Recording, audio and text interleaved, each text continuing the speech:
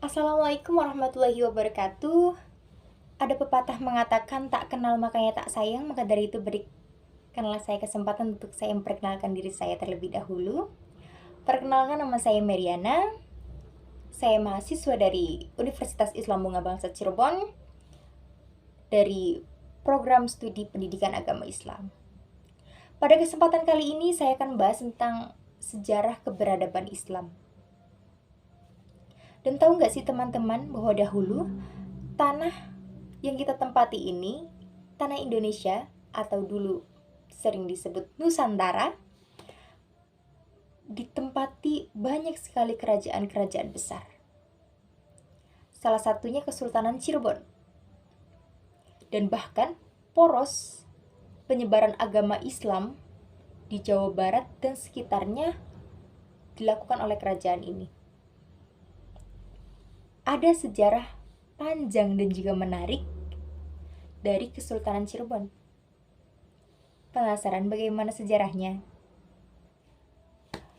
Pada kesempatan kali ini, saya akan membahas tentang sejarah keberadaban Islam, khususnya Kesultanan Cirebon pada abad ke-15.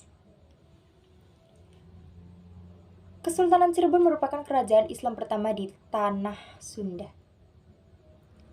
Kerajaan ini berdiri sekitar abad ke-15 dan juga 16 Masehi.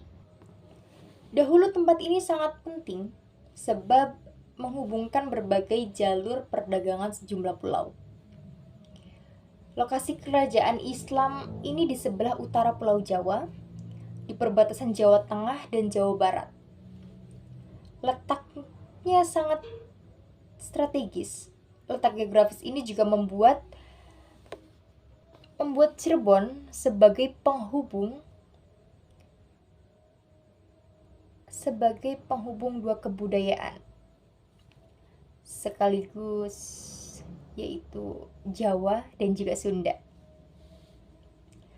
Semula Cirebon itu hanya sebuah duku kecil, artinya seperti desa kecil yang didirikan oleh Ki Gedeng Tapa. Tempat ini kemudian menjadi pelabuhan penting dan ramai dikunjungi orang. Dan lama-kelamaan berkembang menjadi kota yang besar. Cirebon kemudian berubah menjadi tempat pelayaran dan perdagangan hingga akhirnya menjadi pusat penyebaran Islam di daerah Jawa Barat. Penasaran bagaimana proses pendirian dari Keraton Cirebon? Proses pendirian dari Keraton Cirebon bermula dari keturunan Kerajaan Pajajaran yang bernama Pangeran Cakrabuana. Siapa sih Pangeran Cakrabuana itu? Pangeran Cakrabuana adalah anak dari Prabu Siliwangi dan istri pertamanya yang bernama Subang Larang.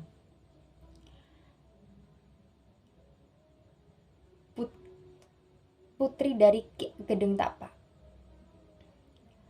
Pangeran Cakrabuana bukan anak satu-satunya, namun ia memiliki saudara kandung bernama Nyai Rara Antang dan juga Raden Kian Santang.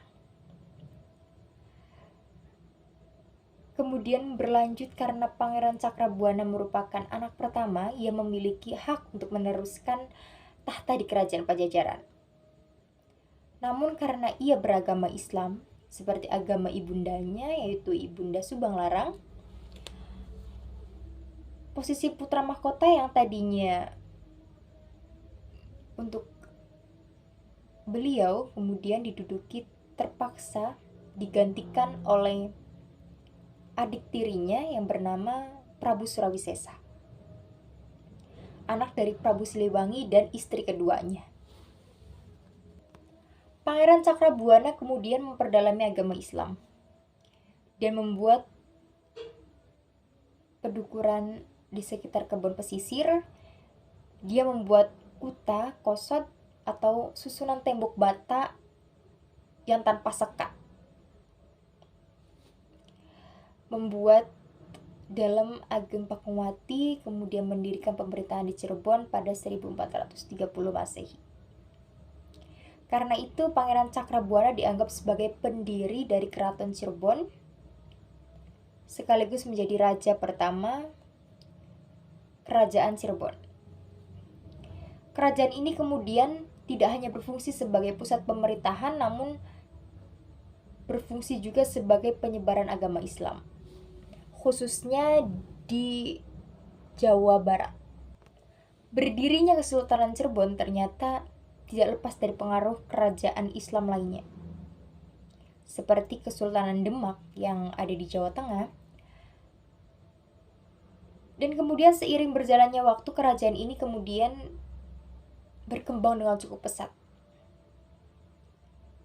Dan kemudian pemimpin selanjutnya dari kerajaan Kesultanan Cirebon yaitu dilanjutkan oleh Syarif Hidayatullah, atau sering kita sebut yaitu Sunan Gunung Jati. Sunan Gunung Jati merupakan keponakan dari Pangeran Cakrabuana. Sunan Gunung Jati melanjutkan estafet kepemimpinan pemerintahannya pada tahun 1479 hingga 1568 Masehi. Pada kepemimpinannya, Kesultanan Cirebon memasuki masa kejayaan, di mana semua sektor berkembang pesat, mulai dari agama, politik, kemudian perdagangan. Persebaran agama Islam juga sangat pesat. Dakwah digaungkan di berbagai daerah secara berkelanjutan. Islam semakin dikenal dan kemudian penganutnya juga bertambah banyak. Pada bidang politik terjadi perluasan daerah. Cirebon bekerja sama dengan Kerajaan Islam Demak. Kesultanan Cirebon mampu menduduki pelabuhan Sunda Kelapa pada 1527 Masehi dengan tujuan mencegah agar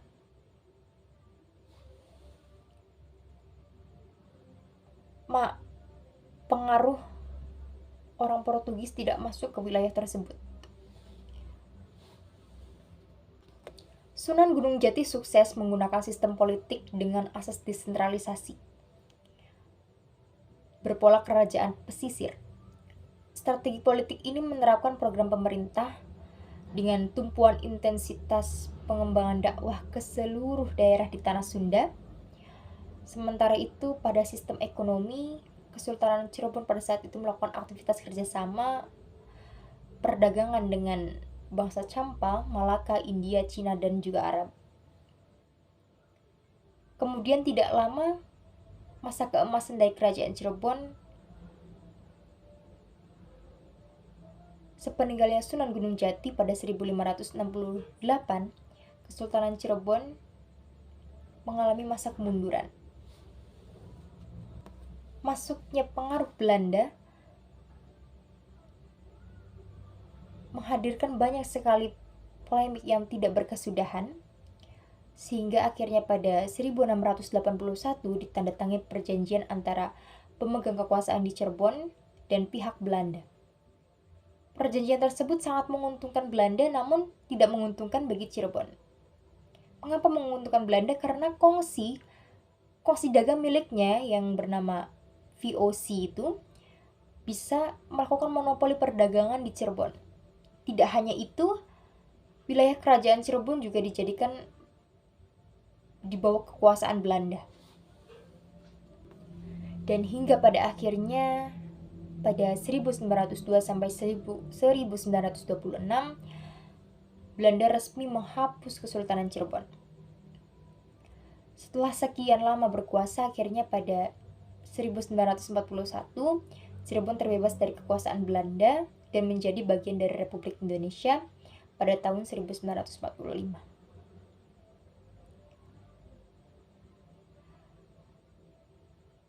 Sebagai kerajaan yang besar yang pernah menjadi kerajaan yang sangat berkuasa, membuat Kesultanan Cirebon ini meninggalkan banyak sekali kenangan-kenangan.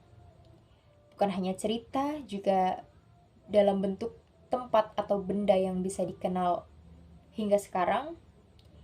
Bahkan tempat bersejarah ini bahkan masih berdiri kokoh dan tak jarang menjadi destinasi wisata Cirebon yang menarik untuk dikunjungi. Dan seperti beberapa destinasi wisata dari peninggalan Kesultanan Cirebon adalah Keraton Kesepuhan, Keraton Kanoman, Keraton Kacirebonan, kemudian Taman Sunyaragi, kemudian Kompleks Makam Gunung Sembung, dan kemudian ada kompleks Makam Gunung Jati. Dan itulah rangkuman sejarah Kesultanan Cirebon. Melihat sejarah tersebut tentu menjadikan bahan refleksi bersama bahwa kita pernah menjadi bangsa yang kuat dan juga mandiri, sehingga semangat itu seharusnya dibangun di masa sekarang. Dan itu saja yang bisa saya sampaikan mengenai cerita sejarah Kesultanan Cirebon pada abad ke-15. Kurang lebihnya mohon maaf. Terima kasih karena sudah menonton sejarah ini. Semoga bisa menjadi bahan